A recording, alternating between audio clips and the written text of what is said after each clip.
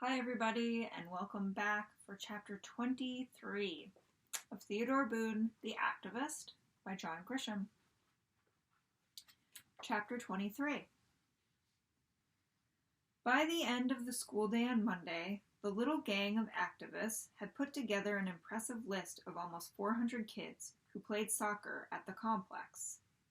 Chase, the mad scientist and computer whiz, and sometimes hacker in 8th grade, had been recruited to join the effort. Using the videos of the license plates taken by Theo and April the previous Saturday at the complex, the team made a list of all the cars, trucks, and vans. Meanwhile, Chase attacked the county's online vehicle registration records, and in less than 30 minutes had found his way into a file listing the names and addresses of all owners. These names led to a lot of kids' names. Some names led to Facebook pages and email addresses. Others did not. Not immediately, anyway.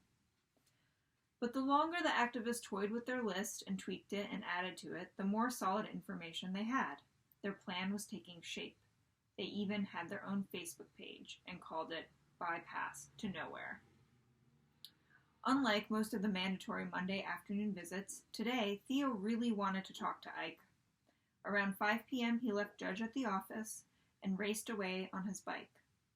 Ike's office was only 5 minutes away from Boone & Boone, the firm he had co-founded 25 years earlier. That firm had prospered well over the years while Ike was banished to the Bush Leagues with no license to practice law and little to do but prepare tax returns for people without a lot of money.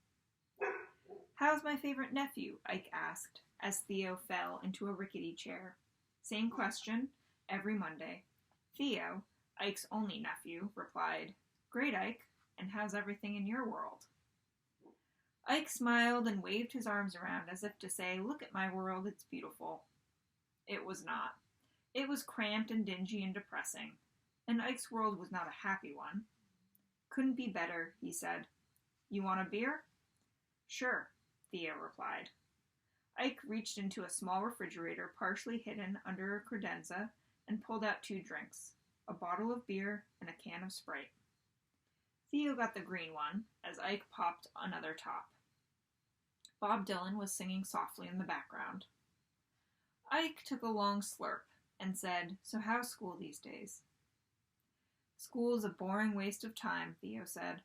"I should be in college, getting ready for law school." "You're 13 years old, not exactly college material. You'd look pretty silly walking around a college campus with a mouthful of braces." "Thanks, Ike, for reminding me." "Stick with the 8th grade for now. Straight A's still?" Close."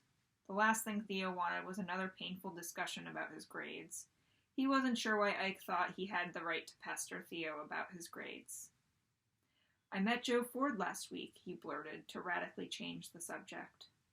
Ike took another sip and said, "I'm sure that was a real thrill. Where?" "At the office. He was there, seeing my dad on some legal matter.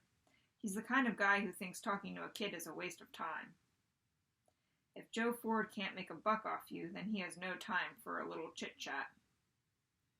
"Then he fired my dad. He got mad when he saw me and Judge in the newspaper, vowing to fight the thugs who want to build the bypass." "That was a bit strong." "So, I was mad, and Dad got mad too when Boone & Boone lost such a valuable client. I'm not sure why our little law firm represents people like Mr. Ford, but I guess that's none of my business." After a long pause, Ike said, "Look, Theo, I've never met Joe Ford. I guess I know some things about him, same as most folks in town. I doubt if he is a crook. Let's just say he's a typical businessman who's always looking for the next opportunity. That's the American way, right? And guys like Ford need lawyers, so there's nothing wrong with your father doing legal work for him. A law firm has got to pay bills, Theo." "What if I saw something?" Theo blurted. "Around the office, some old files, you know what I mean, Ike?" Ike glared at him.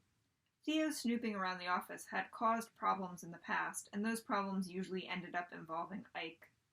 He asked cautiously, "Something to do with Mr. Ford and one of his deals?" Theo just nodded. Something to do with the Sweeney Road property and the bypass. Theo nodded. Something that I probably do not know about. Theo just nodded. Something that Fast Forward is hiding? Theo nodded. Have you hacked into the firm's digital storage files again? Theo said, No, and I wasn't snooping. I was minding my own business when I stumbled across some Joe Ford files someone had placed on a table to be retired. Ike knew that Theo was rarely minding his own business around the law office. Ike slowly stood, stretched, and rubbed his beard, then walked to a shelf and turned off the stereo. He leaned against the wall, folded his arms across his chest, and said, Don't tell me anything else, Theo. The lawyer-client relationship is strictly confidential. Every client has the right to be protected. Every current client and every former client. Those files are none of your business, and you were wrong to look through them. Theo suddenly felt lousy. He knew Ike was right, though he was not expecting such a sharp rebuke. But Ike wasn't finished. I don't care what's in those files, Theo. You have to forget about it. Am I clear? Oh, yes. A lawyer has a duty to protect his client. Period. Got it, Ike. Ike fell into his swivel chair and stared at his nephew. There was another long pause. Theo finally asked, Should I tell my dad? No, just bury it. Okay. Theo left a few minutes later. Riding slowly back to the office, he still could not accept the fact that his secret information would remain buried in a retired file, boxed away in the depths of Boone & Boone. It did not seem fair. And that is it for Chapter 23. Thank you for joining me.